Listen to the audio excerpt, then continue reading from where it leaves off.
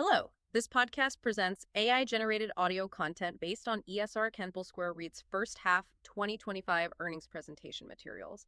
Forward-looking statements in this presentation are based on current market conditions and management judgment, and actual results may vary due to various factors. Additionally, certain financial metrics such as net operating income and FFO are calculated differently from general accounting standards. Please refer to the disclosed earnings materials for detailed information. Please be sure to review our DART disclosure materials and audit report when making investment decisions.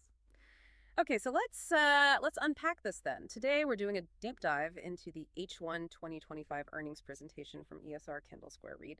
Our goal here is really to cut through all the financial jargon, find the key insights for you, give you a really clear understanding of how they performed, what drove that performance, and what it means if you want to stay informed. Exactly. And what's fascinating, I think, is how these numbers tell a story, right?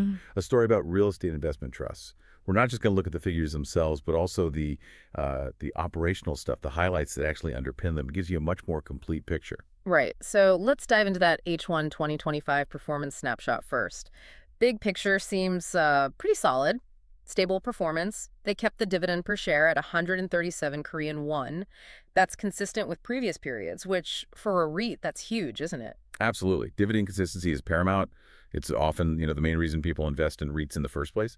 And beyond that, their net operating income, NOI, that's basically the profitability before debt. Yeah. It hit 16.4 billion Korean won. That's up 4% year over year. Healthy. So what drove that NOI growth? Well, a big part was the stabilization of Incheon LP8. That's an asset they bought late last year and now is fully contributing to the income stream. Plus, their overall portfolio is just running really well. Occupancy at 98%. They call it virtually full operation. 98% is impressive. That suggests strong demand. It does. And they're handling lease renewals smoothly, too. Yeah. About 65% of the leases expiring in 2025 were already renewed back in May. Oh, and here's a nice concrete win. Leveraging the ESR Group connection, they cut insurance costs by 15%. That's about 600 million won saved annually. Wow. Okay.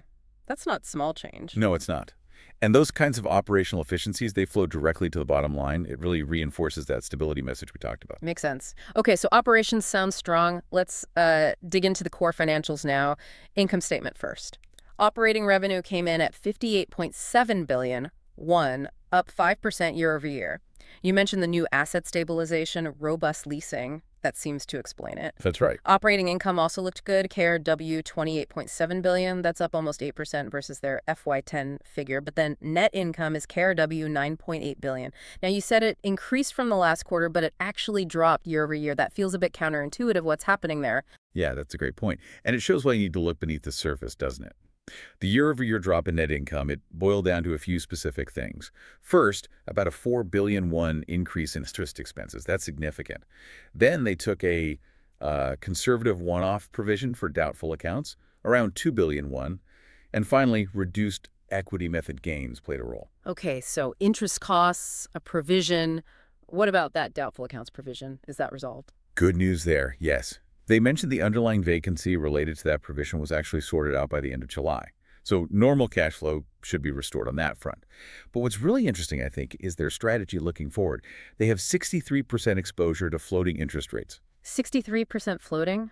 That sounds like a conscious choice. Oh, absolutely. It's Right. a calculated move. It positions them, quite strategically. If, or perhaps when, interest rates start to come down as many anticipate, they stand to benefit substantially, much more so than peers who might be locked into higher fixed rates. It could really boost profitability. A potential upside play on falling rates then. Interesting. And quickly, the balance sheet. Total assets, KRW 2,503 billion, pretty stable. Total liabilities, KRW 1,438 billion.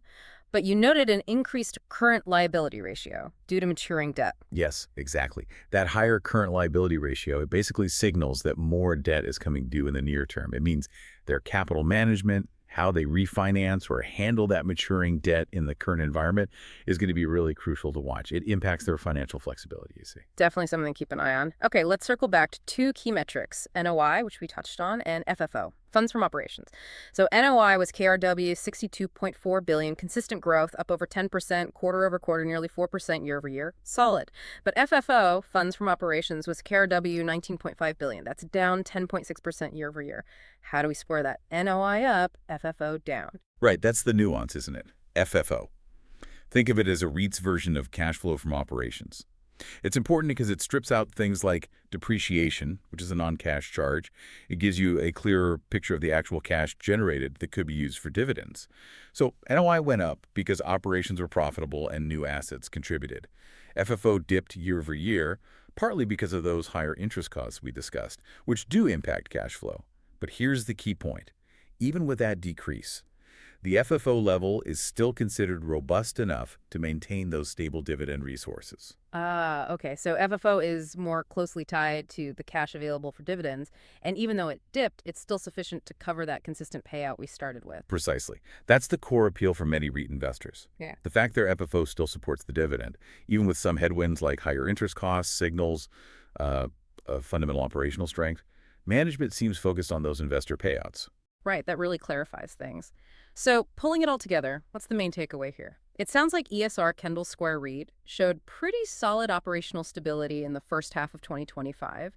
Strategic moves like asset stabilization, those cost efficiencies, they really helped. And crucially, they kept that dividend steady despite some pressure on net income and FFO. Seems like a picture of resilience, maybe strategic positioning in a tricky market. I think that's a fair summary.